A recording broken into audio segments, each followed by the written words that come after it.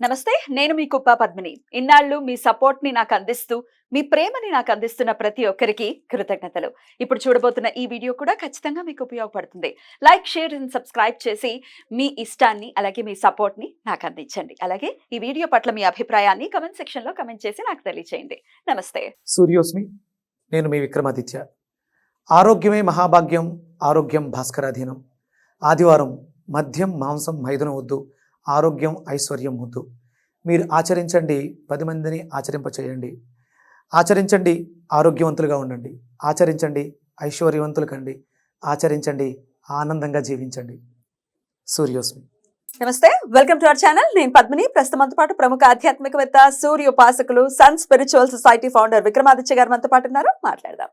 Sir నమస్తే. Sir సూర్యోస్మి తల్లి. Sir, జన్మ జాతకంలో అన్ని గ్రహాలు కూడా వాటి పోర్ట్ఫోలియోస్ ఉన్నాయి. డెఫినెట్ గా అవి ప్లే చేసేటటువంటి రోల్స్ ఎలాగో ఉన్నాయి. కానీ రాహుకేతు ఎప్పుడు వక్రగతిలోనే ఉంటూ ఇవి ప్లే చేసే రోల్ నెక్స్ట్ లెవెల్లో ఉంటాయి అని చెప్పుకోవచ్చు. ఎందుకంటే రాహు ఎవరితో ఉంటే ఏ ఇంట్లో ఉంటే వాళ్ళలాగా బిహేవ్ చేయటము, కేతు విచిత్రంగా మనకి రిజల్ట్స్ని ఇవ్వటము అనేది సర్వసాధారణంగా అందరూ చెప్పేటటువంటి విషయమే. ఇక ఒక్కొక్కసారి అయితే కొంత భయాందోళనకి గురయ్యేటటువంటి పరిస్థితి కొంతమంది జాతకాల్లో ఉంటుంది. ఎందుకంటే కాలసర్పదోషం ఉందనో, సర్పదోషాలు ఉన్నాయనో, రాహుకి సంబంధించిన ఇబ్బంది చాలా చాలా నెక్స్ట్ లెవెల్లో ఉందనో చెప్తూ ఉంటారు. అసలు ఏమిటి రాహుకేతువులు మన మీద చూపించేటటువంటి ప్రభావం, ఎలా వీటి ప్రభావాల్లో నుంచి బయటపడచ్చు? యావత్ ప్రపంచం ఈ రాహుకేతువుల యొక్క ప్రభావంతో చాలా ఇబ్బంది పడిపోతూ ఉన్నారు. ఇప్పుడా ప్రజెంట్ అంటే ఇప్పుడు జరిగేది రాహు యుగం అమ్మ, కుంభయుగం.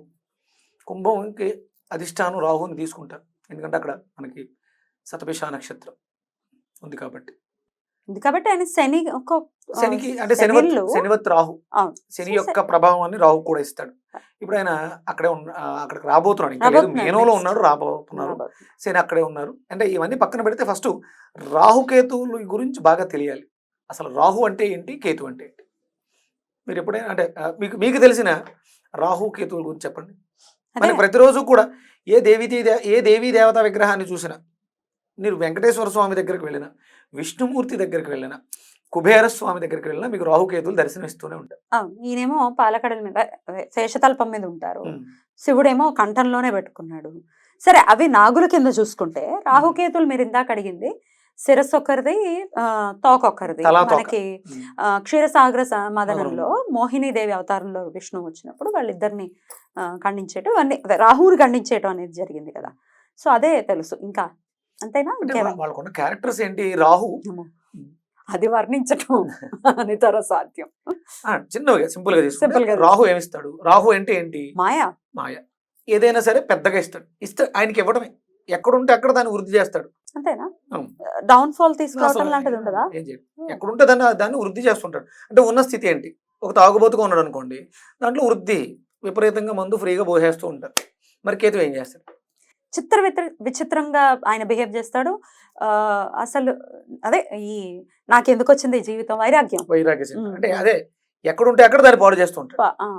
ఈయన ఎక్కడుంటే అక్కడ దాన్ని వృద్ధి చేస్తాడు, ఎక్కడుంటే అక్కడ పాడు చేస్తాడు. ఈయన దానికి ఆపోజిట్. తల తోక.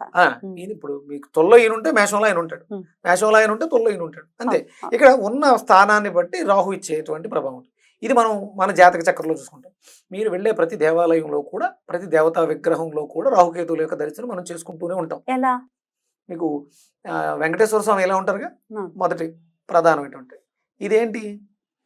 ఈ చెయ్యి కాళ్ళని చూపిస్తుంటుంది, నువ్వు కాళ్ళని దర్శించుకో అని చెప్తుంది అని మనం అన్వయించుకున్నాం. ఇది రాహు, ఇది కేతు. అంటే ఇది ఇస్తుంది మోక్షాన్ని, ఇది దిగజార్చేస్తుంది. అంటే ఈయన చూస్తూ ఉంటాడట. గురువు గారు చెప్పారు ఇది. మన ఇల్లు వచ్చాను కదా తమిళనాడు, ఆయన చెప్పారు రాష్ట్రపతిని జయించవచ్చు, గవర్నర్ని జయించవచ్చు, ప్రధానమంత్రిని కూడా జయించవచ్చు. రాహుకేతువుల్ని జయించిన వాడే గొప్పవాడు. జయించగలమండి. అదే దానికే సాధన చెయ్యాలి. ఇప్పుడు ఇక్కడ రాహు నీకు అన్ని ఇస్తూ ఉంటాడు, మాయ ఇస్తూ ఉంటాడు. నువ్వు దాన్ని యాక్సెప్ట్ చేస్తున్నావా, దాటుకుని వెళ్తున్నావా అని చూస్తుంటాడంట. సాధారణంగా కేతువుని ఏమంటారు? మోక్షకారకుడు అంటారు కదా. అసలు మోక్షానికి ఆయనకి ఎలాంటి సంబంధం లేదు.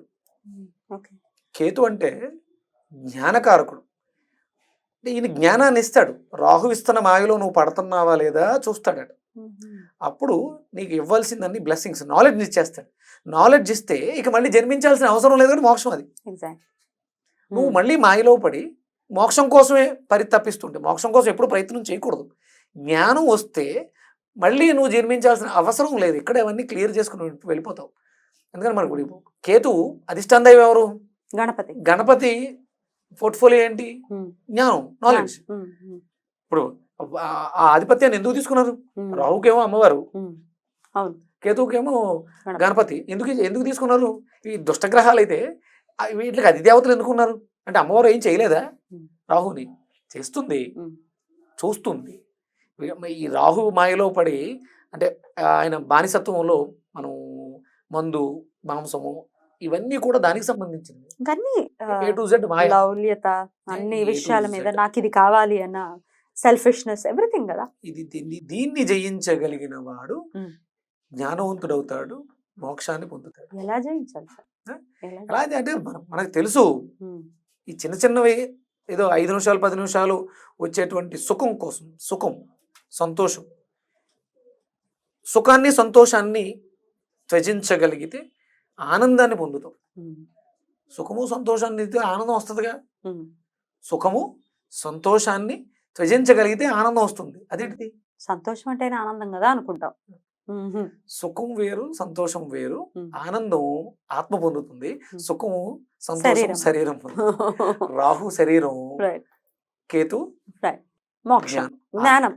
జ్ఞానం మీరు రైట్ సార్. అయితే ఇప్పుడు యోగం ఇవ్వట్లేదు, ఇప్పుడు నేను ఇందాక అడిగినట్టు ఇప్పుడు మామూలు వాళ్ళకి అర్థమయ్యేలాగా, లేకపోతే వాళ్ళకి ఉపయోగపడేలాగా ఇవ్వట్లేదు, మాకు ఇవ్వాల్సినటువంటి రిజల్ట్స్ ఇవ్వట్లేదు, రాహు మహర్దశలోనే ఉన్నాం, ఏకంగా 18 సంవత్సరాలు, ఆషామాషి విషయం కాదు.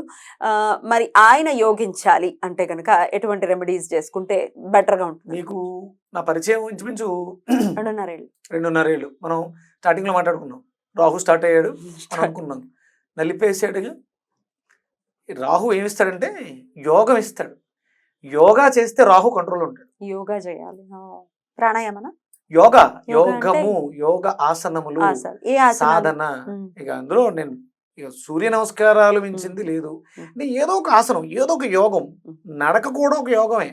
ఆయన అంటే పాదాలు ఆశ్రయించడం అంటే శ్రద్ధ పెట్టు, కాళ్ళను ఉపయోగించు, నడువు. శనేశ్వర్ల వారికి ఇష్టమైంది ఏంటి? నడక. నువ్వు కాళ్ళను పెట్టు, నా కాళ్ళు పట్టుకు, ఆయన కాళ్ళు పట్టుకుంటే వస్తుంది. నీ కాళ్ళ మీద నువ్వు పెట్టుకుంటే నిన్ను గమ్యానికి చేర్చేది. నువ్వు నీ కాళ్ళ మీద శ్రద్ధ పెడితే నువ్వు గమ్యాన్ని చేరతావు. రాహుకేతువులు చెప్పేది అది. భయపడిపోయి అయ్యో కేతు నలిపేస్తాడు, కాలు సర్పం ఉంది మాకు అంటే వేదము తెలుసుంటే ఈ రాహుకేతువుల గురించి కానీ, ఈ కష్ట సుఖాల గురించి, వీటి గురించి అసలు ఆలోచించాల్సిన అవసరమే లేదమ్మా. రైట్. అయితే రాహు యోగించాలంటే యోగా ఖచ్చితంగా చేయాలి, ఆసనాలు వేయాలి. మరి కేతువు కోసం అయితే భక్తి, శ్రద్ధ ఇవి పెడితే మనకి సిద్ధి, బుద్ధి, గణపతికి సూచికలుగా ఉంటాయి కదా. శ్రద్ధ, భక్తి ఉంటే భగవంతుడి మీద అద్భుతంగా రాహుని, కేతువుని కూడా కంట్రోల్లో ఉంచుకోగలుగుతాం. ప్రతిరోజు శరీరాన్ని శ్రద్ధగా వంచాలి. అంటే వీళ్ళకి ఇచ్చిన ప్లేసెస్ ఏంటంటే మిథునమును. ఏమిటి, తెలుసుకోవాల్సిన విషయాలు ఏమిటి రాహుకేతువుల గురించి అనేది చాలా అద్భుతంగా మాకు వివరించారు. కృతజ్ఞతలు సార్. నమస్తే. సూర్యస్మిత.